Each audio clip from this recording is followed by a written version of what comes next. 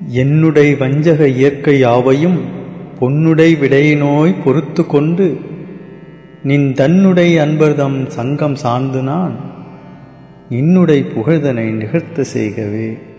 அருட்பெருஞ்சோதி அருட்பெருஞ்சோதி தனிப்பெருங் கருணை அருட்பெருஞ்சோதி. எல்லா உயிர்களும் இன்புற்று வாழ்க, கொல்லா விரதம் குவலயமெல்லாம் ஓங்குக, நல்லோர் நினைத்த நலம் பெறுக, நன்று நினைத்து எல்லோரும் வாழ்க இசைந்து. சென்ற பதிவில் சிவதத்துவமாகிய நாதம், விந்து, சதாசிவம், ஈஸ்வரம், சுத்தவித்தை ஆகிய 5 தத்துவம் பற்றி பார்த்தோம். இந்த 5 சிவதத்துவம் ஆன்மாவிற்கு காரண தேகத்தை பொருத்துகின்றது என்று பார்த்தோம். அடுத்து ஆன்மாவிற்கு அதிசூட்சும தேகம் விஷ்ணு தத்துவம் மூலம் பொருத்தப்படுகின்றது. விஷ்ணு தத்துவமாகிய காலம், நியதி, கலை, வித்தை, அராகம், புருடன், பிரகிருதி, மாயை இந்த 7ம் நமக்கு அதிசூட்சும தேகமாக இருக்கின்றது. இந்த விஷ்ணு தத்துவம் 7 பற்றி விளக்கமாக இந்த பதிவில் பார்க்க போகின்றோம். ஜீவகாருண்ய ஒழுக்கத்தில் பேரின்பத்தை பெற்றவர் பெருமையை பற்றி கூறும் பொழுது, காலத்தால் அவரது திருமேனி தடைபடாது, நியதியால் அவரது திருமேனி வரைபடாது, அன்றி கலை, வித்தை, ராகம், புருடன் முதலிய மற்ற தத்துவங்களும் தத்துவ காரியங்களும் அவர்களுக்கு இல்லை. மாயையால் பேதப்படார்கள், சுத்த மகாமாயையை கடந்து அதன் மேல் அறிவுருவாக விளங்குவார்கள் என்று குறிப்பிடுவார் வல்லற்பெருமான். இந்த காலம், நியதி, கலை, வித்தை, ராகம், புருடன், மாயை இந்த 7ம் என்ன என்றால், இந்த 7ம் தான் விஷ்ணு தத்துவம். இந்த 7ம் தான் ஆன்மாவிற்கு அதிசூட்சும தேகம். இதனை வித்யா தத்துவம் என்றும், சுத்த அசுத்த மாயா தத்துவம் என்றும், மாலோன் தத்துவம் என்றும், மாயோன் தத்துவம் என்றும் கூறுவார்கள். மாலோன் தன் தத்துவமாம் ஊக்கும் கலை முதலாம் ஓரேழும் என்று நெஞ்சறிவுறுத்தலில் பாடுவார் வல்லற்பெருமான். இதில் முதல் தத்துவமாகிய கால தத்துவம் என்பது முதலில் பிறப்பிற்கு வரப்போகும் ஆன்மாக்கள் எவ்வளவு காலம் இந்த பிறப்பில் இந்த தேகத்தில் வாழ்ந்து பேரறிவை பெற்று துன்பமெல்லாம் நீங்கி தன்னை அடைந்து பேரின்பத்தை பெற வேண்டும் என்று இறைவன் வகுப்பது இந்த கால தத்துவம். அதுபோல் உயிர்கள் வாழப்போகும் அண்டங்கள் எவ்வளவு காலம் இருக்க வேண்டும் என்று முக்காலத்தையும் வகுப்பது இந்த கால தத்துவம். முதல் பிறப்பில் இந்த கால தத்துவம் எல்லோருக்கும் பொதுவாகத்தான் பொருத்தப்படுகின்றது. அடுத்தடுத்த பிறப்பில் அந்த ஆன்மா செய்த கர்மத்திற்கு ஏற்ப கால தத்துவம் வேறுபடுகின்றது. இரண்டாவது நியதி தத்துவம். நியதி என்றால் விதி. பிறப்பிற்கு வரப்போகும் ஆன்மா எப்படி வாழ்ந்து பேரறிவை பெற்று துன்பமெல்லாம் நீங்கி தன்னை அடைந்து பேரின்பத்தை பெற வேண்டும் என்று இறைவன் வகுப்பது இந்த நியதி தத்துவம். அதுபோல் அண்டத்திற்கும் விதியை வகுக்கின்றது இந்த நியதி தத்துவம்.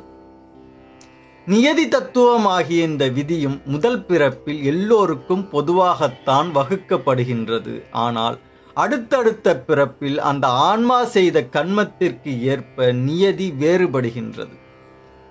கடவுள் அருளால் சிருஷ்டித்த முதல் சிருஷ்டியில் தமது இயற்கை இன்பத்தை அடையும்படி விதித்த விதிகளை பழமையாகிய மலவாசனையால் முயற்சி தவறினபடியால் அந்த அனாதி மல வாசனையின் முயற்சி பேதங்களால் பின் பல தேக போகங்கள் 2வது சிருஷ்டியில் நேரிட்டது என்றும் பிரமாணித்து அறிய வேண்டும் என்று இறைவன் வகுத்த நியதி பற்றி ஜீவகாருண்ய ஒழுக்கத்தில் குறிப்பிடுகின்றார் வல்லற்பெருமான். காலமும் நியதியும் காட்டிய உயிரையும் ஆளுற காத்தருள் அருட்பெருஞ்சோதி என்று அருட்பெருஞ்சோதி அகவலிலும் இந்த காலம் நியதி பற்றி பாடுகின்றார் வல்லற்பெருமான். கால தத்துவத்தையும் நியதி தத்துவத்தையும் பொருத்தி எல்லா உயிர்களும் ஆற்றலை பெறுமாறு காத்தருளிய அருட்பெருஞ்சோதி என்று பாடுகின்றார். மூன்றாவது கலை தத்துவம். கலை தத்துவம் என்பது பிறப்பிற்கு வரப்போகும் ஆன்மா என்ன செயல் செய்து வாழ்ந்து பேரறிவை பெற்று துன்பமெல்லாம் நீங்கி பேரின்பத்தை பெற வேண்டும் என்று இறைவன் வகுப்பது. அதுபோல் அண்டத்திற்கும் செயலை வகுக்கின்றது இந்த கலை தத்துவம். கலை தத்துவமாகிய இந்த செயலும் முதல் பிறப்பில் எல்லோருக்கும் பொதுவாகத்தான் வகுக்கப்படுகின்றது. அடுத்தடுத்த பிறப்பில் அந்த ஆன்மா செய்த கன்மத்திற்கு ஏற்ப கலை தத்துவம் வேறுபடுகின்றது.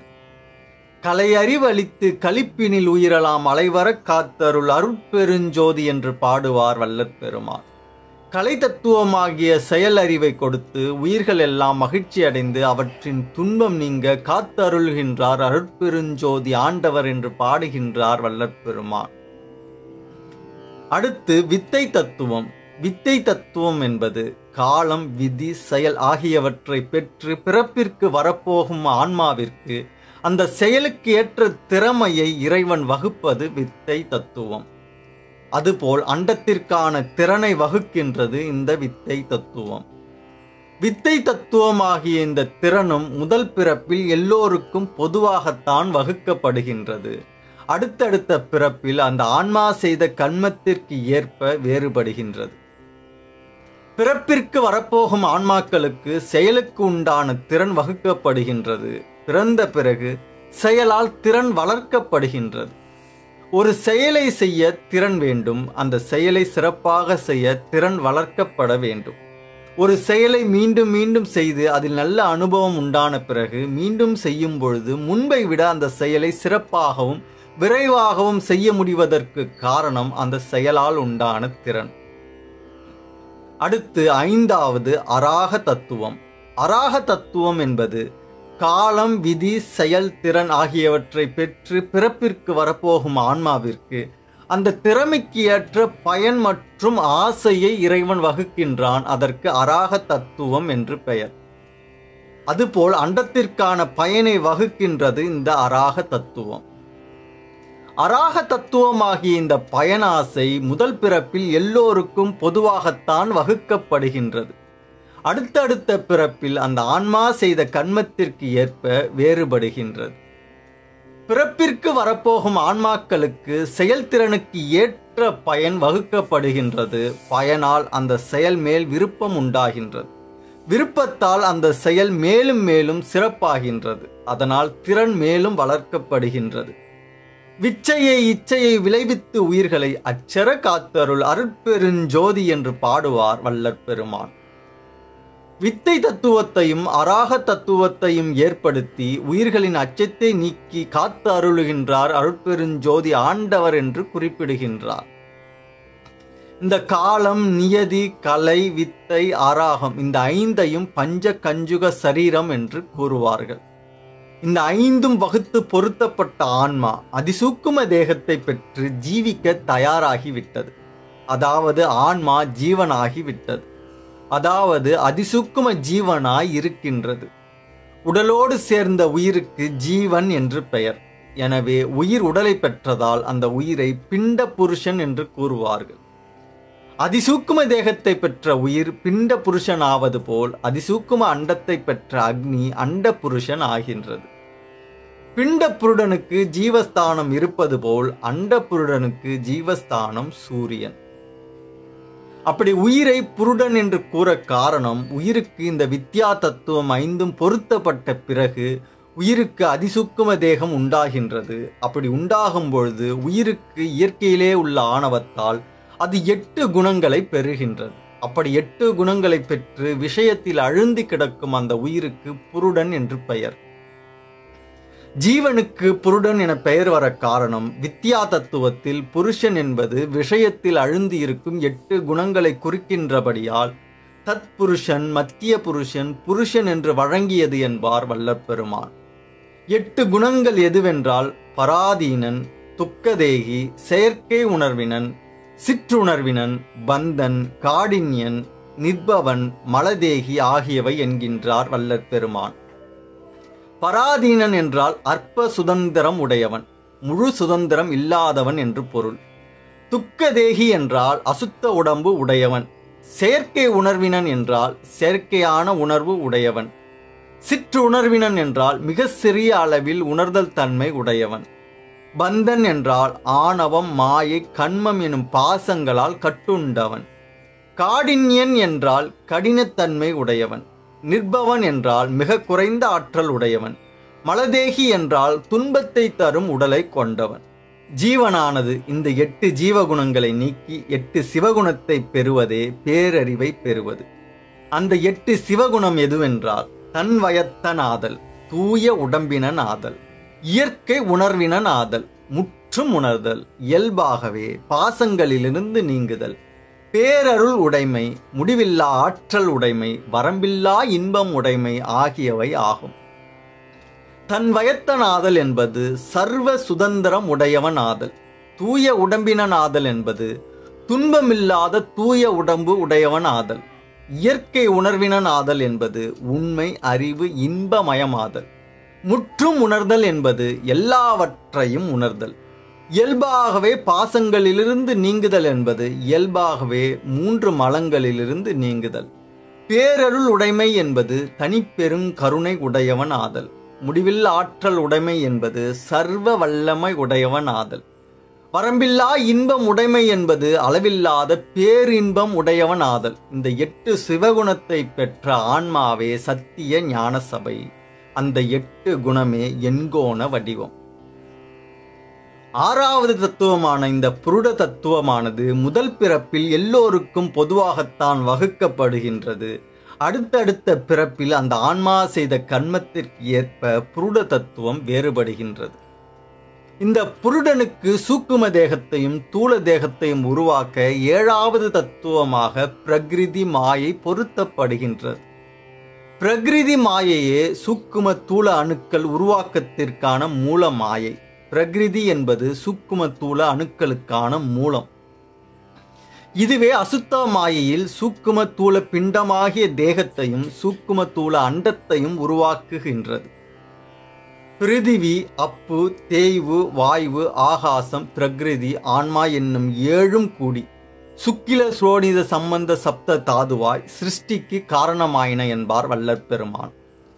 நமக்கு தூள உடல் உருவாக 7 வேண்டும். அவை மண், நீர், காற்று, நெருப்பு, ஆகாயம், பிரகிருதி, ஆன்மா ஆகியவை ஆகும்.